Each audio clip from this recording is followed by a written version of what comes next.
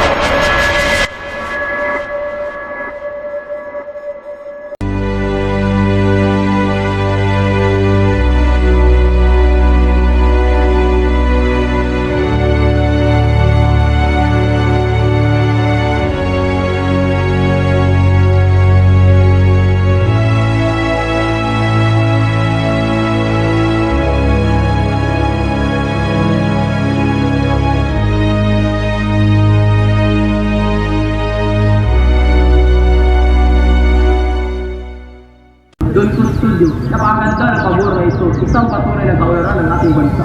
Ang bunlan? Baka mauna ka kung tumanda kaysa dumating sa Maynila. Hahaha. Mas mabilis pa siguro ang aking kabayo kaysa bapor na to. At mas maganda siguro ang kabayo mo, Padre Camurang, ay magaling ding magdasal. Tama.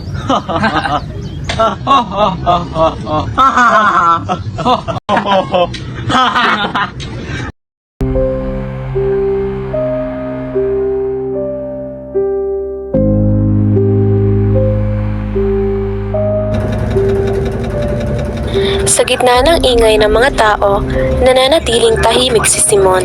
Ang kanyang isip ay abala sa isang lihim, isang revolusyon na sisindihan ang apoy ng pagbabago.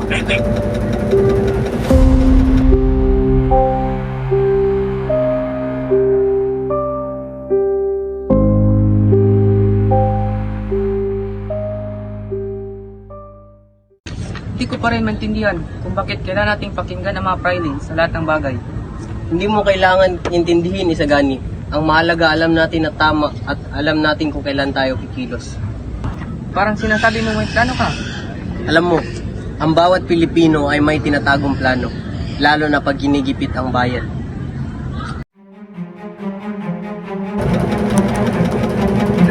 Sa ibabaw ng Maportabo, nagtatagpo ang katahimikan at kaguluhan. Sa pagitan ng mga tawa, lihim na kumikilos ang mga pusong gustong lumaya. Diyos ko, bakit ganito kabaho dito? Hindi ba pwedeng iwala yung mga katulad nating may pinag-aralan sa mga taong pawis na pawis? Kalma lang, Donya. Ang ganitong paglalakbay ay kasama sa ating sakripisyo para sa ating kapwa. Sakripisyo? Ang alam kong sakripisyo ay kapag nasira ang aking buhok dahil sa langis na to.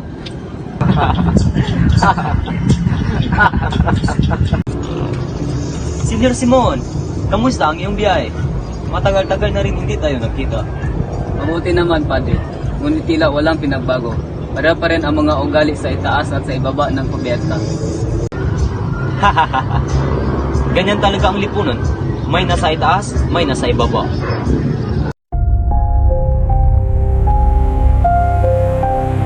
Kung hindi lang mga kung iniwan ng aking asawa, marahil ay nasa Madrid ako.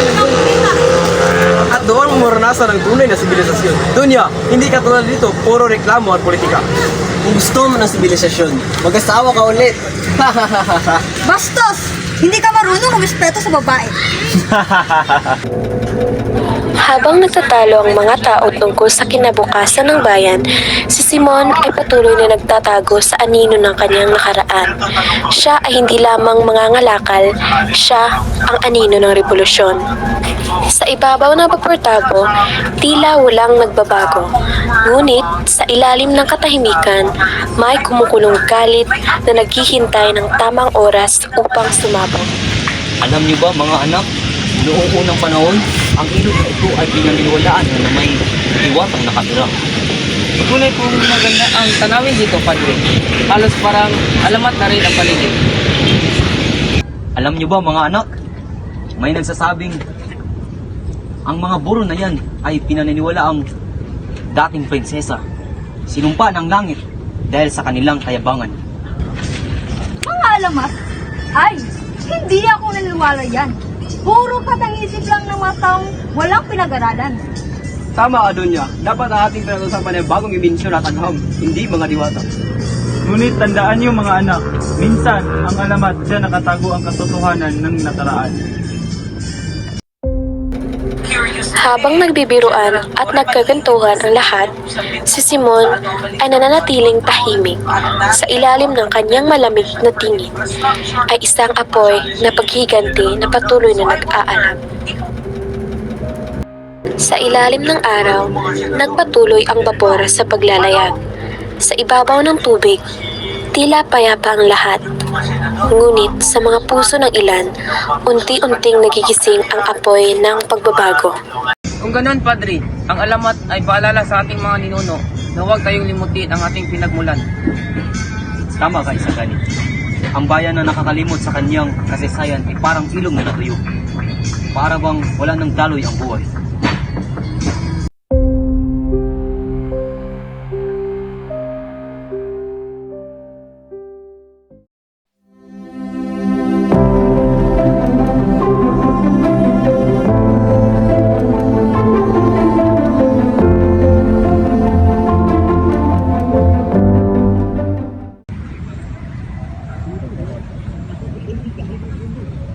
Itong lupang ito, ako ang nagtanim, ako ang naglinang, ngunit bakit tila may umaangkin?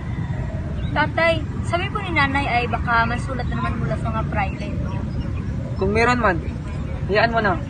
Hindi ko ipamimigay ang lupang ito, kahit mamatay pa ako.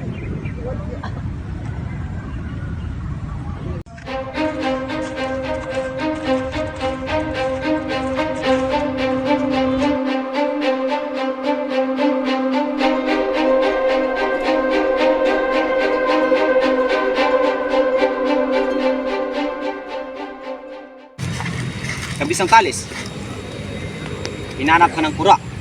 Hindi mo pa rin daw binabayaran ang upa sa lupa ng simbahan. Lupa ng simbahan? Ang lupang iyan ay ako ang nagbungkal. Ako ang nagtanim, ngunit bakit tila may ibang umaangkin? Nandito kami para hindi makipag-away. Kung ayaw mo makinig, kami ang turang ng leksyon.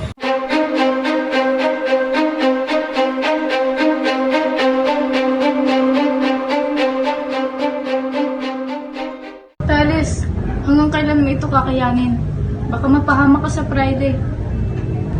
Kung ipagpatuloy nila ang pang-aapi, wala akong magagawa kundi lumaban. Tatay, huwag ka pong mapapasama. Tinatakot po ako.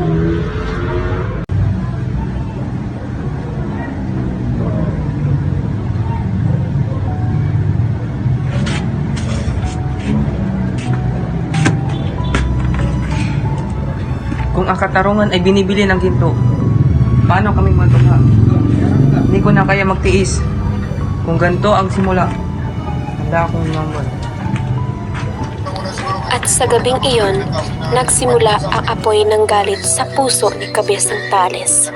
Isang apoy na magpapasimula ng mas malaking bagyo sa bayan. Pasko na naman. Ngunit, bakit ako'y ganito pa rin? Ang mga pare, kumakain ng hamon. Samantalang ako, nagugutom.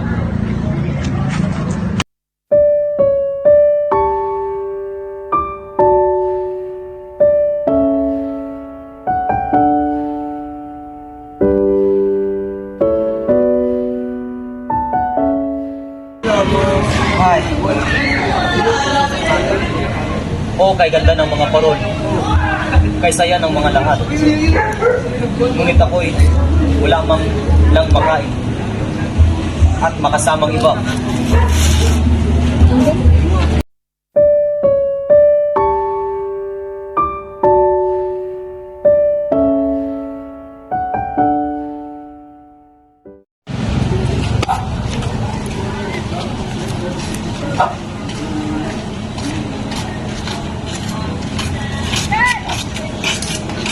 Hoy, ikaw!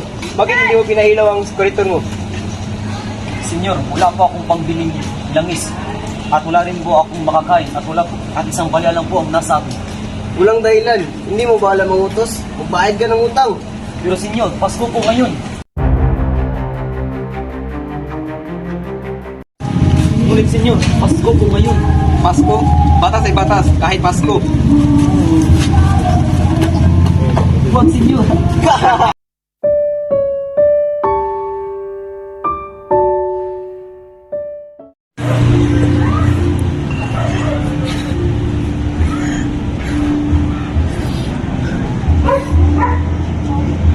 Ganito ba ang pagtrato ng mga praile at mga gwardya?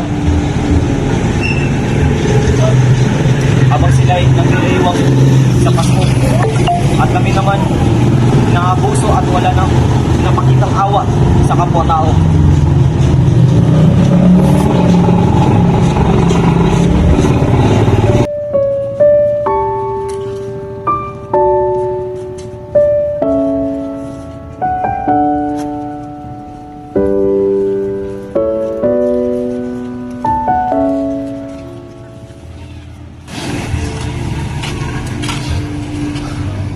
Kung si Kristo pinanganak sa sabsaban, siguro naiintindihan niya ang aking gutom. Sa isang gabing iyon ng Noche Buena, habang ang bayan ay nagdiriwang, isang kutsero ang tahimik na nagdasal para sa awa at katarungan.